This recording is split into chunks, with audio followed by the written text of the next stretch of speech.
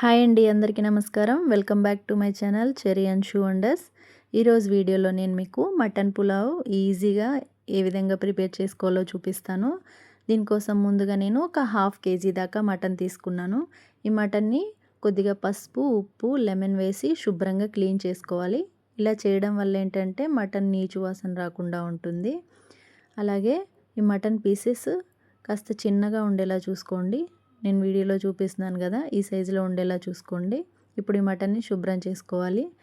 ఇలా శుభ్రం చేసుకున్న మటన్లో ఒక స్పూన్ పసుపు, అలాగే ఒక స్పూన్ కల్లుప్పు, ఒక స్పూన్ ఆయిల్ వేసుకొని మొత్తం అంతా కలిసేలాగా కలుపుకోవాలి.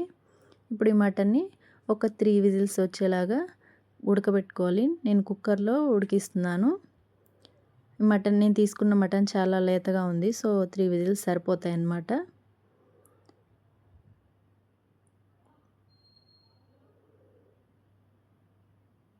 కొద్దిగా వాటర్ వేసుకొని ఒక 3 విజిల్స్ వచ్చే వరకు ఉడికించుకుంటే సరిపోతుంది.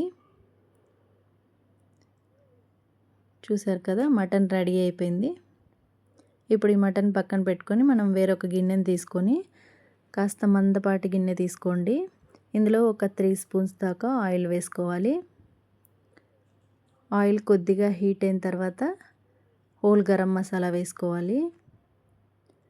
చెక్క, లవంగ, యాలకులు, బిర్యానీ ఆకు, షాజీరా, కొద్దిగా కసూరి మేతి కూడా వేసుకోవాలి. ఈ మసాలాలన్నీ కొద్దిగా ఫ్రై అయిన తర్వాత మనం ఇందులోకి ఆనియన్ని పొడవుగా కట్ చేసి వేసుకోవాలండి. దీనికోసం నేను ఒక పెద్ద సైజు ఆనియన్ని కట్ చేసి వేసుకుంటున్నాను. మనం ఈ మటన్ పులావ్కి ఆనియన్స్ మరీ ఎక్కువ ఫ్రై అవ్వాల్సిన అవసరం లేదు. కొద్దిగా కలర్ చేంజ్ అయితే సరిపోతుందన్నమాట. ఇప్పుడు ఆనియన్స్ కొద్దిగా ఫ్రై అయిన తర్వాత ఒక 3 నుంచి 4 పచ్చిమిర్చి చీలికలుగా పెట్టుకొని వేసేసుకోవాలి.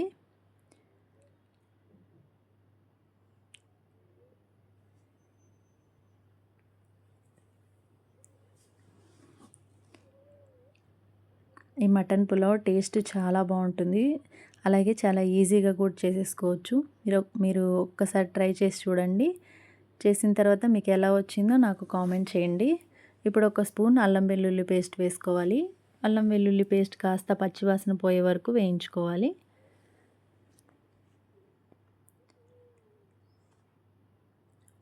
ఇప్పుడు ఒక పెద్ద సైజు టమోటాని ఇలా కాస్త పెద్ద ముక్కలుగా కట్ చేసి వేసుకుంటున్నాను.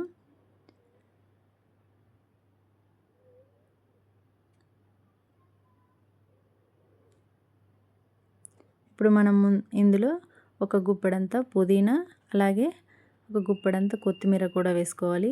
పుదీనా, కొత్తిమీర కాస్త ఎక్కువే పడుతుందండి.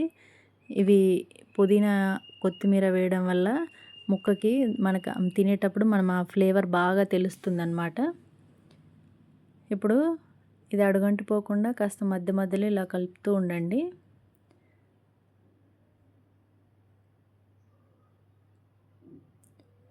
ఇలా కాస్త ఆయిల్ సపరేట్ అవుతుంది కదా, ఇప్పుడు మనం ముందుగా రెడీ చేసి పెట్టుకున్న మటన్ ఇందులో యాడ్ చేసుకోవాలి.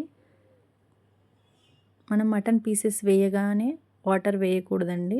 కాసేపు ఈ మటన్ని ఈ ఆయిల్లో ఫ్రై చేసుకోవాలి. దానివల్ల ఏంటంటే ఆ ఫ్లేవర్ బాగా తెలుస్తుంది మనకి, ఆ ముక్కకి మసాలాలంతా పడుతుందన్నమాట. మనం వెంటనే వాటర్ వేయడం వల్ల ఏంటంటే అంత టేస్ట్ అనిపించదు. ఇప్పుడు ఒక 1/2 స్పూన్ దాకా పసుపు, అలాగే ఒక 2 స్పూన్స్ దాకా కారం వేసుకోవాలి. మీరు తినే కారాన్ని బట్టి మీరు కారం యాడ్ చేసుకోండి.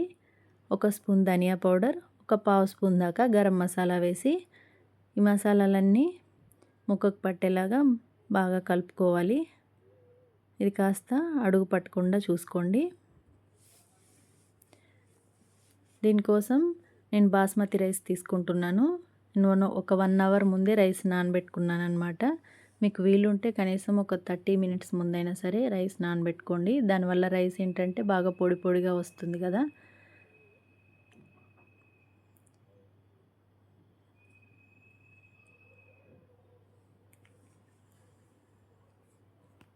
ఇలా మసాలాలంతా ముక్కకు పట్టేలాగా బాగా కలుపుకొని 1:1.5 రేషియోలో వాటర్ వేసుకుంటున్నాను అనమాట. నేనైతే 2 గ్లాస్ రైస్ తీసుకున్నాను, సో 3 గ్లాస్ వాటర్ వేసుకుంటున్నాను. మనం ఇందులో రైస్లు వేసిన తర్వాత అసలు కలపకూడదు. జస్ట్ ఒకసారి కలిపేసి మూత పెట్టేసి సిమ్లో పెట్టేయండి.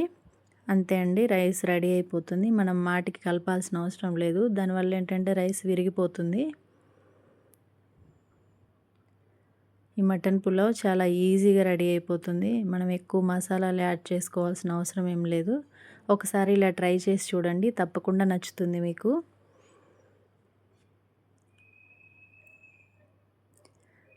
చూసారు కదా ముక్క ఎంత సాఫ్ట్గా ఉడికిపోయిందో. ముక్క మెత్తగా ఉడికిపోయింది. అలాగే టేస్ట్ కూడా చాలా బాగుంటుంది. రైస్ కూడా ఎంత పొడి పొడిగా వచ్చిందో చూడండి. ఈరోజు సండే స్పెషల్స్ మా ఇంట్లో మటన్ పులావ్, అలాగే మటన్ గ్రేవీ కర్రీ. ఇది నైట్ చపాతీలోకి అన్నమాట.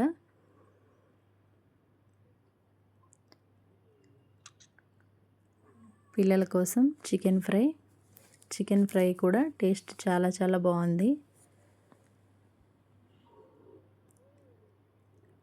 అలాగే పూరి ఇంకా onions. Thank you for watching. Video నచ్చితే లైక్ చేయండి, షేర్ చేయండి.